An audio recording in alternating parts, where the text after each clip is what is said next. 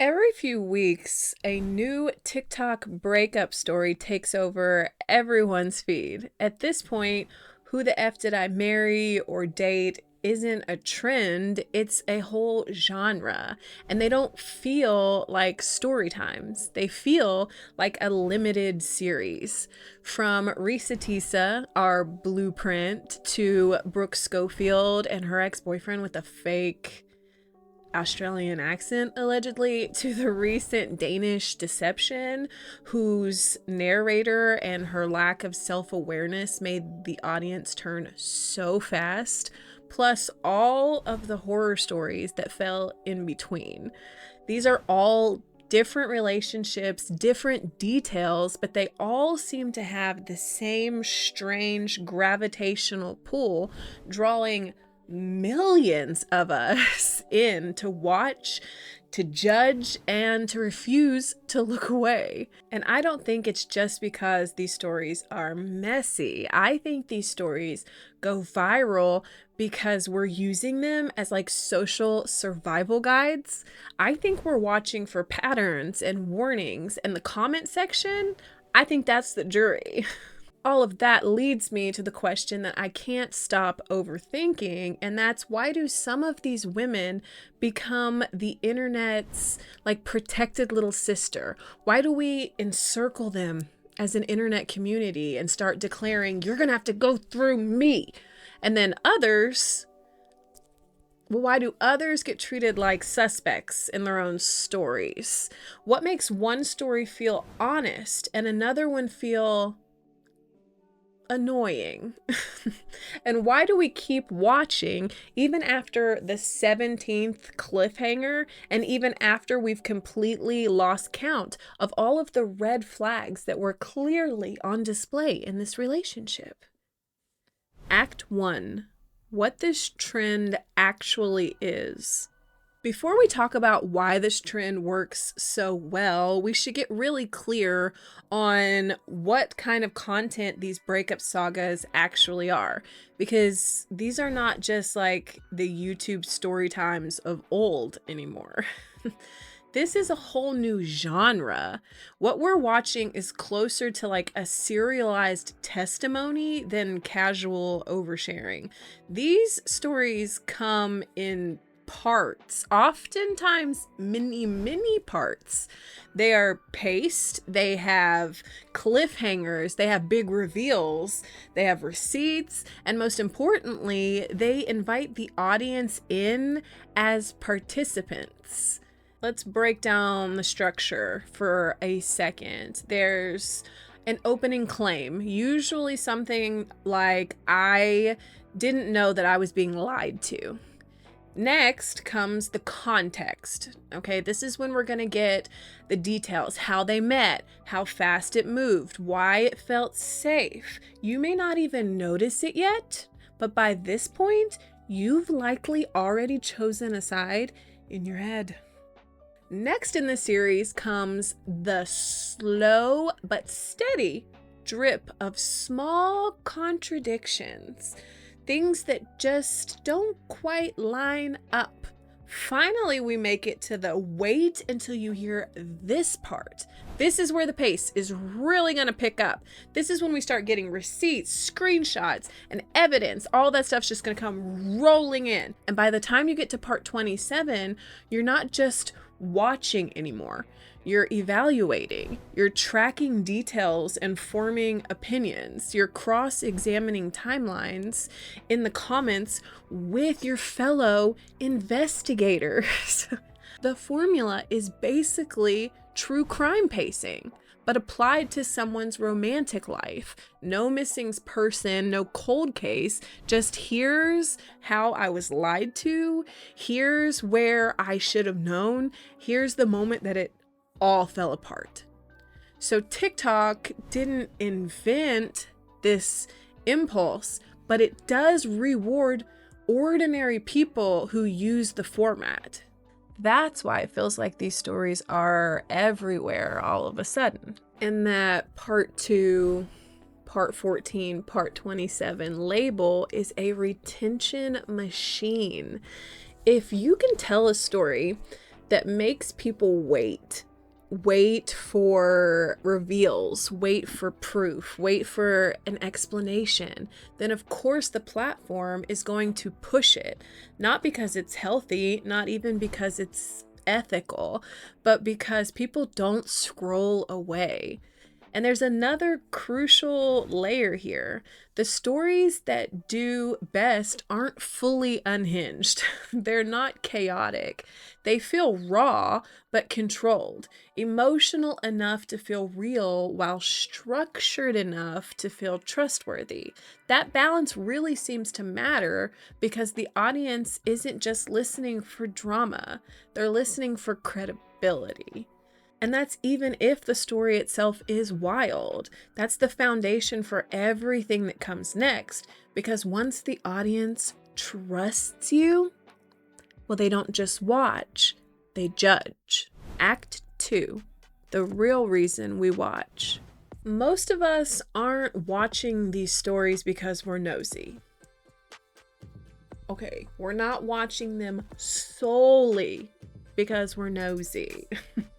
We're watching them, I think, because we're also rehearsing.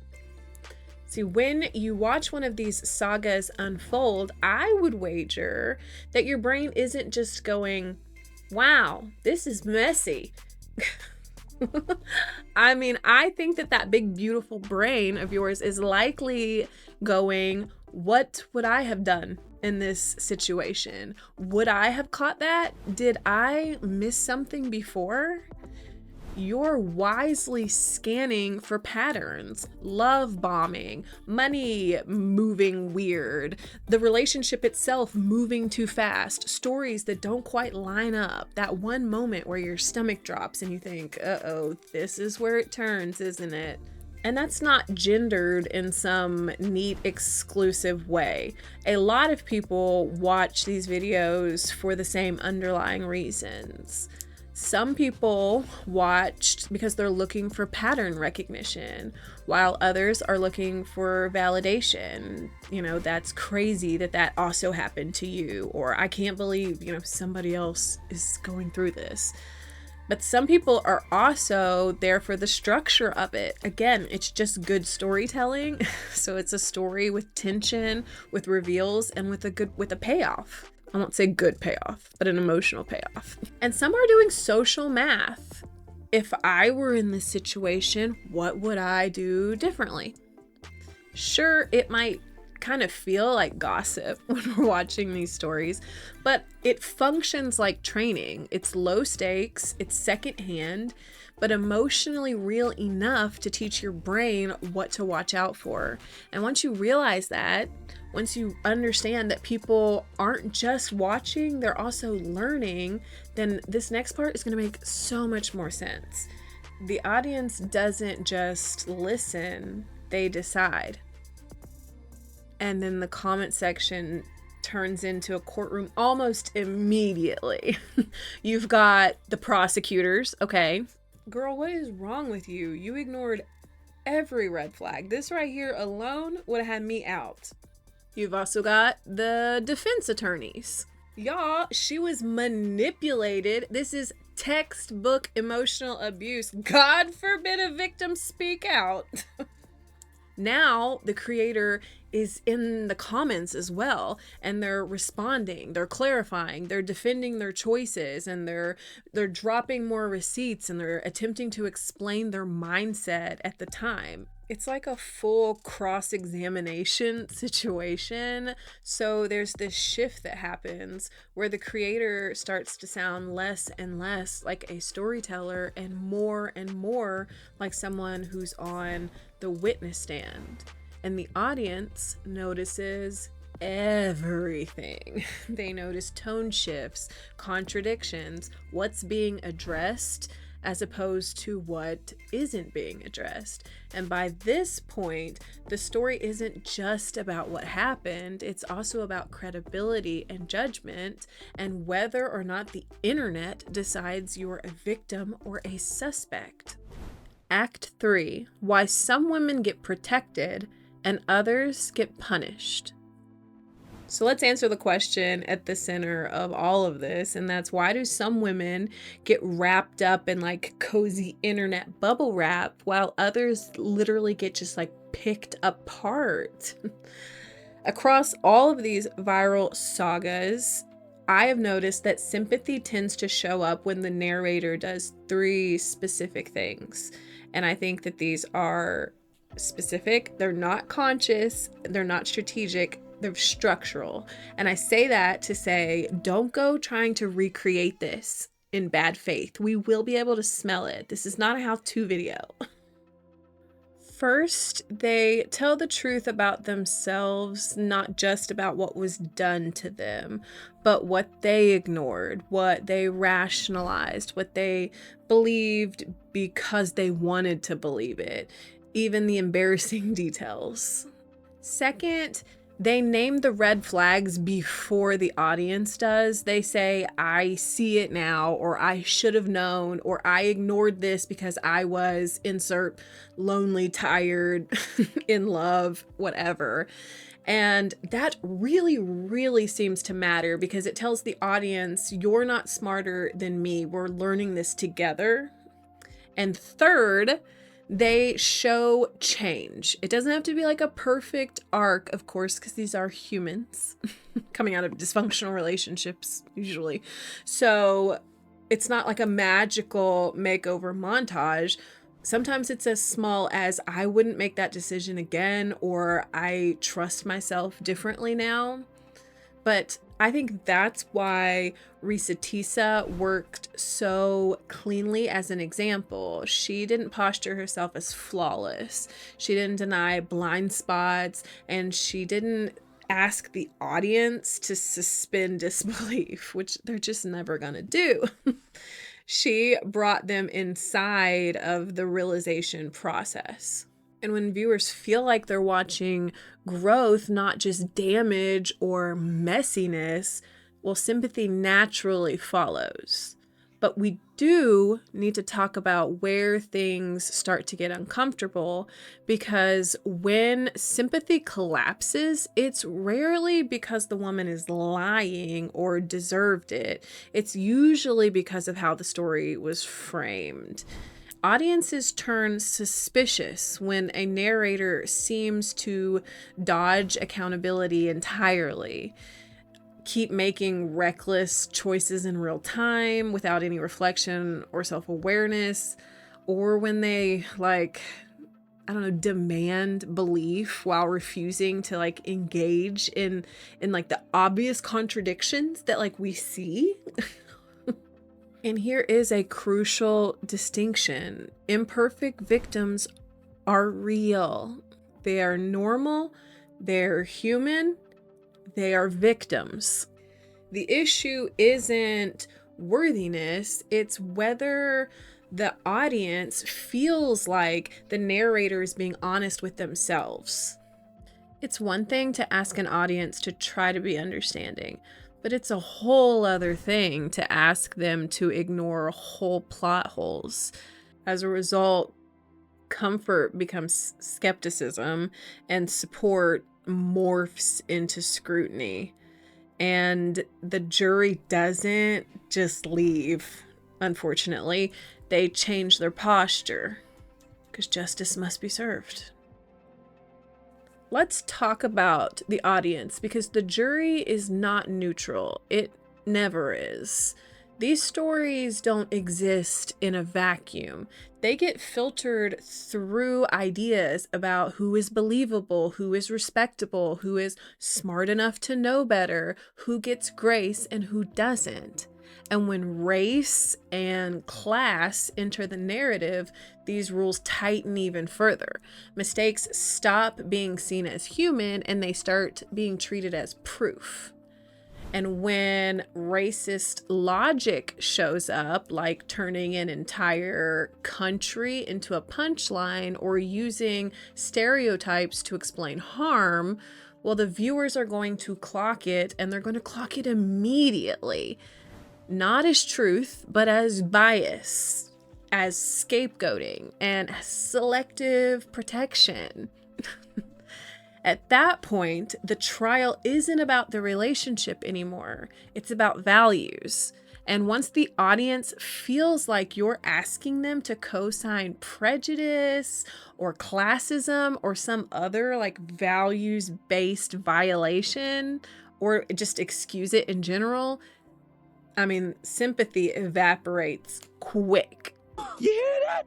You guys are going to jail. Act 4, the motives. Why people keep making these series. So, if the audience is a jury, then why do people keep stepping into the courtroom? Well, don't worry, I've already overthought this as well. I believe it's because virality solves a lot of problems, at least temporarily. When a story goes viral, it doesn't just get attention, it creates leverage. And for a lot of people, the first thing that virality offers is social validation, which is like thousands of strangers confirming that you're not crazy. That was wrong. That was wrong what happened to you. And that's valuable. I think that's a major reason why people keep doing it. Also, once that validation is made public, it can turn into something else, which is like revenge by visibility, not confrontation, but by like exposure. So it's the moment of, if I can't be heard privately, then at least I'll be heard publicly. Virality can also mean money, and we do have to name that. Creator fund payouts, lives and the gifts that come with them, brand deals. For some people, it's a sudden financial relief tied to their survival. But it's not just about cash. Going viral can also bring community support, things like advice, resources, emotional backup, and it can bring those things often a lot faster online than anything available offline. And finally, virality also offers something that I don't think people talk about very often, and that's narrative control. Getting your version of events out first, setting the frame before someone else can reframe it for you, that's also pretty huge. For someone coming out of chaos, that can feel like power or safety. It can feel like justice. It can also lead to one of those situations, though, where when you hear the other side, you're like, oh, well, never mind. I'm sorry. Here's the trade no one spells out. These stories can be empowering, educational, genuinely helpful to others, and they can also be exploitative, sometimes both at the same time. TikTok doesn't just reward honesty, it rewards cliffhangers, escalation, new information on a schedule. The platform incentivizes people to turn unresolved trauma into serialized content, not because they're shallow, but because that's what performs. The audience, meanwhile, becomes dependent on closure. So answers, receipts, a verdict. Even when the creator doesn't actually have closure yet, even when the situation is still unfolding in real life because it's real life, that's when things start to get dangerous, because the more a story is shaped for consumption, the harder it is to protect the person or persons inside of it. Boundaries blur, safety erodes, and the line between telling your truth and feeding the machine gets thinner by the post. And eventually, the same system that amplified the story can turn on it. Not necessarily because the audience is cruel, but because spectacle always demands more. And that's why these stories keep going viral. Not because people are stupid or women are dramatic or because the internet loves a mess, though we do love a mess. but because TikTok has accidentally built the perfect stage for unfinished pain to become a public narrative. And once that happens, everyone, the creator and the viewer alike, is playing this role that nobody really fully consented to. Act 5, the takeaway. Now that we can see the patterns, let's pause for a second, because understanding why these stories work also means that we have to decide how we want to engage with them. And there's a difference, I believe, between watching with curiosity and watching with cruelty, which we've been seeing a lot of as well. So here are a few things I've been overthinking as someone who also gets pulled in to these stories. Because girl, I am right there with you. First, you can hold empathy without excusing harm. Okay? Like, you're allowed to say that person was hurt and also say some of those choices make me really uncomfortable. Those two things are not opposites. Empathy doesn't require you to turn off your discernment the same way accountability doesn't require you to become cold. If a story triggers your skepticism, that doesn't automatically make you heartless. It just means that your brain is picking up on gaps. Your brain's just braining, it's noticing things. Second, be careful when critique turns into entertainment. There's a moment where analysis quietly transforms into spectacle.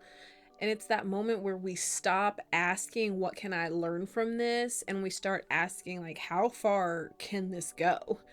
And that's usually where sarcasm begins to replace curiosity, and where dogpiling starts replacing the actual discussion. Third, you don't actually need a verdict. This one is hard because our brains crave closure. We want a villain, a hero, and a clean lesson, but real life often just doesn't offer that. Sometimes the most honest position is, I believe harm happened and I still don't fully understand the story. You don't have to pick a side to be engaged and empathetic and even supportive emotionally. And you don't have to finish a series to justify your interest if it does do that thing where it evolves into spectacle. You're allowed to step back without deciding who won.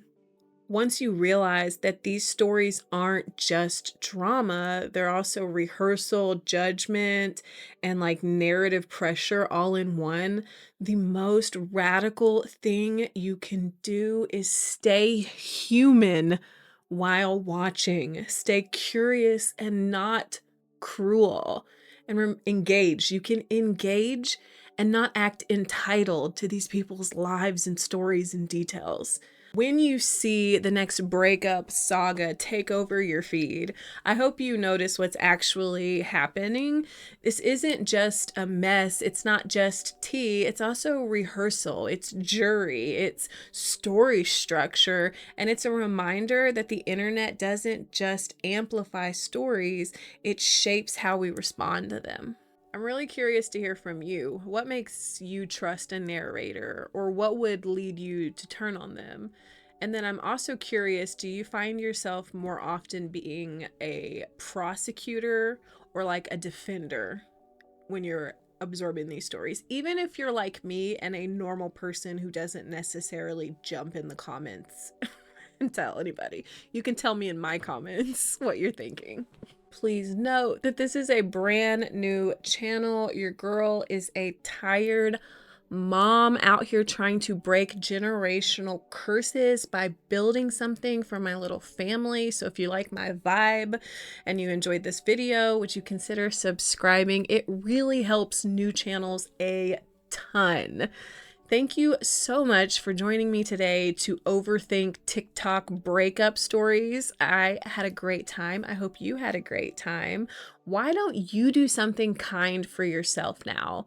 Like a nap. Why don't you go have a nap? You deserve it.